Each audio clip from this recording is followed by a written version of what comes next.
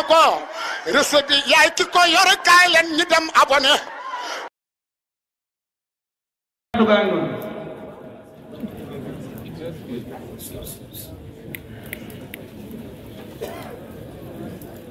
alhamdulilah asalaamaaleykum wa rahmatulahi wa barakatu.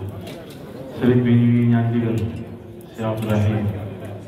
Cheikh Baye Mamour Niass ñu ngi ñaan digal ñu ngi wax jërëjëf Baye Niass jërëjëf Baye Niass jërëjëf Baye Niass ñun ñu wax alhamdulilahi rabbil alamin. ñu ngi nuyu suñu sëriñ si ci kaw ñu leen di ziar ñu leen ndokkeel ñu wàcce seen wàccuwaay ci marché bi lañ yàlla wàccee ci Mawlana Cheikh Baye Niass.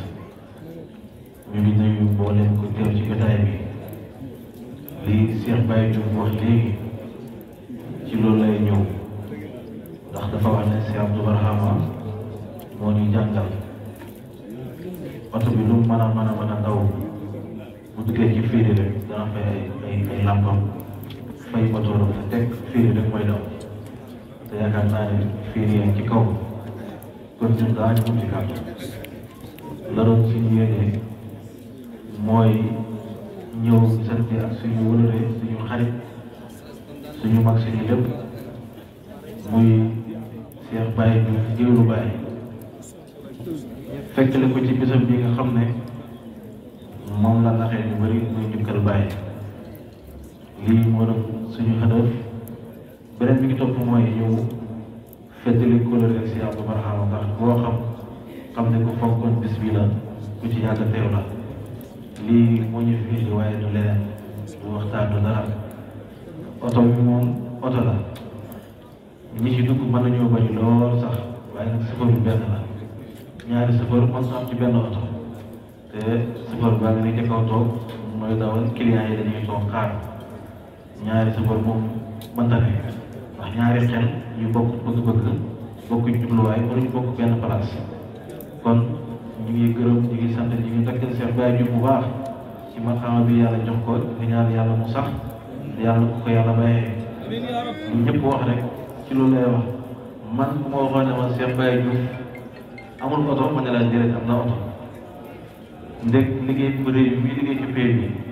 ci feere alalam fàtte boppam. Saxam Baye bi nga xam ne Cheikh Abdou Barhama moo ko sos di ci liggéey bu rëy dem bàyyee ñu ko daaw ñoo ko liggéey xam nañ taxawaay bi ci am moom Cheikh Baye Diouf. bi mu ñëwee fekk ma ci këram Cheikh Omar Thiam yëkkati xaalis bu bëri lu toll ci téeméeri junne ne ma fii laa xemal ak Cheikh Abdou Barhama teg naa ci fukki junne muy téeméeri junne fukk maa nga def ci Saxam Baye. yaakaar naa ne kooku fàtte na boppam jublu Baye moo taxit Baye fay na ko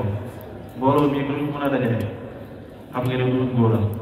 doom yi Baye yi fekk yaa ngi dégg ñëpp ay surafaaw lañ képp ki doomu Baye surafaaw nga fi suñu Baye ci surafaaw bi boobu nga dajale ci benn place ci benn guddi ci benn heure ak mbokki taalibe yi loolu bëgg Baye rek moo koy maye dafa bëgg Baye ba jeex tàkk ci Baye moo tax Baye delloo ko ñu ngi koy ñaanal yàlla garante ko yàlla dañ ko dimbale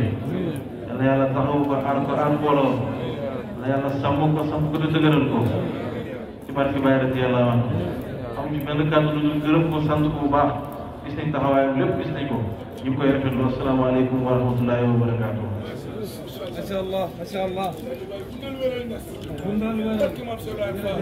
ñu ne ko recette bi yaay ki ko yor kaay leen ñu dem abonné.